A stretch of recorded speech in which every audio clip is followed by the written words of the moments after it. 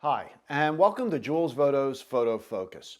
In my last two videos, I looked at Nikon's 70 to 200 2.8 Z-mount lens, both as a wildlife lens with the 2x teleconverter attached at 200 millimeters, giving you an effective 400. And in the next video, I looked at it as a macro lens, again at 200 millimeters, but with various attachments, a couple extension tubes, and a Canon close-up lens attached to the front filter threads. And it performed great in both those roles.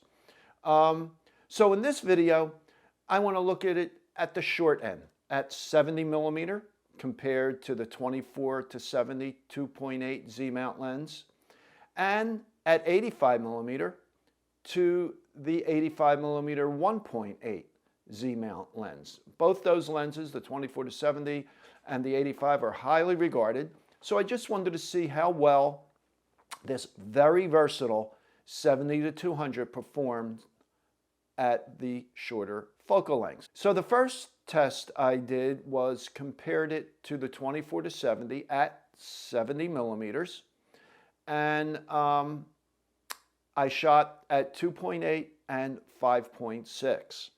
And the 70 to 200 at 70 millimeters is a little bit sharper than the 24 to 70. Is it a big difference? Is it something you're going to notice in normal shooting? I don't think so, but it definitely has a little bit more sharpness, both in the center and at the edge. I then compared it to the 85 1.8 with the zoom set to 85 millimeters, again at 2.8 and 5.6, and the 85 is a little bit sharper. Again, it's not a big difference. It's a bigger difference at 2.8 than 5.6. At 5.6, they're just about indistinguishable, but there is a slight edge at 2.8. Now, of course, with the 85, you also have the availability of a wider maximum aperture, which opens up to 1.8, so it's going to give you less depth of field. The other advantage of that lens, of course, is far smaller and far lighter. So let's just look at that comparison. Let's look at the close focus, and let's look at the weight of these couple combinations that I tested. The 24 to 70 at 70 millimeters will focus down to 0.39 meters or 1.25 feet. That is to the focal plane, okay? And in all these comparisons, we're looking at the close focus distance to the focal plane, not the front of the lens. Whereas the 70 to 200 at 70 millimeter will focus not quite as close to 0.5 meters or 1.64 feet. The 24 to 70 focuses at the same close focus distance throughout its zoom range from 24 to 70, whereas the 70 to 200, the close focus distance changes as you go through the zoom range.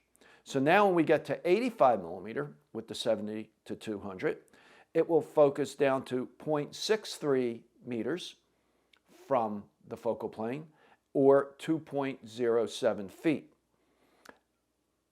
The 85 millimeter prime will focus down to 0.8 meters or 2.62 feet. So you can see that the 70 to 200 at 85 millimeter will actually focus to about a half a foot closer than the 85 millimeter prime. Again, it's a much heavier lens.